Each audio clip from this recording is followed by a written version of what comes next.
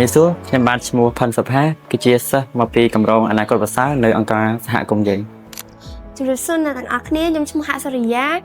ខ្ញុំរៀននៅក្នុងកម្រងអនាគតប្រសើររបស់អង្គការសហគមន៍យើងហៅកាត់ថា JVOC កន្លងមកគឺខ្ញុំសង្កេតឃើញថាគឺខ្ញុំរៀនបានច្រើនមែនទែនទាំងភាសាអង់គ្លេសសហកុំព្យូទ័រហើយនិង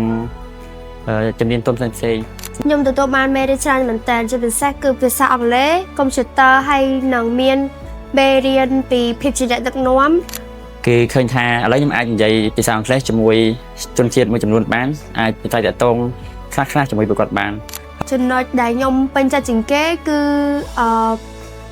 មេរៀនភាពជាអ្នកដឹកនាំដោយសារតែ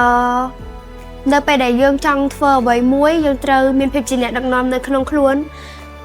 ជាមេរៀនល្អមួយហើយមេរៀនដែលនៅក្នុងភាពជាអ្នកដឹកនាំនោះគឺមានមេរៀនកសំខាន់ជាច្រើនមែនតើសម្រាប់ដែលឲ្យយុវជនដូចខ្ញុំនឹងយកទៅប្រើប្រាស់អញ្ចឹងចំពោះអ្វីដែលខ្ញុំបានរៀននៅជ័យវត្តកន្លងមកគឺខ្ញុំគិតថាបានជួយសម្រួលខ្ញុំនៅថ្ងៃអនាគតដូចជាការដាក់ពាក្យ CV អញ្ចឹង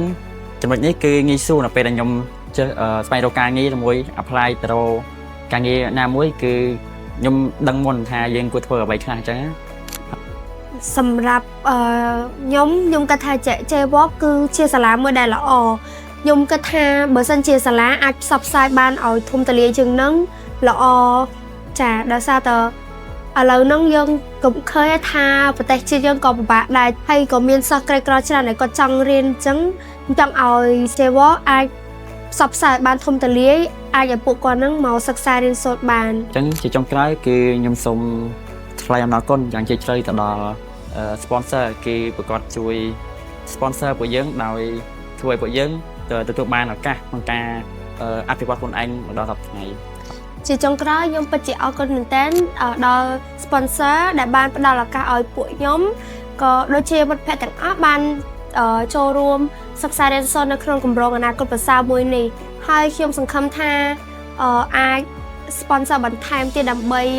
ឲ្យយុវជនផ្សេងទៀតគឺគាត់អាចបន្តសិក្សារៀនសូត្របានបន្ថែមទៀតហើយខ្ញុំក៏អរគុណទៅដល់មិត្តភ័ក្តិទាំងអស់គ្នាដែលផ្ដល់នូវអនុស្សាវរីយ៍ជាច្រើនសម្រាប់នៅក្នុងគម្រោងមួយនេះមិនថាជាសិស្សបងឬក៏សិស្សចំប្អូនទេហើយខ្ញុំក៏ចាត់ទុកថានេះគឺជា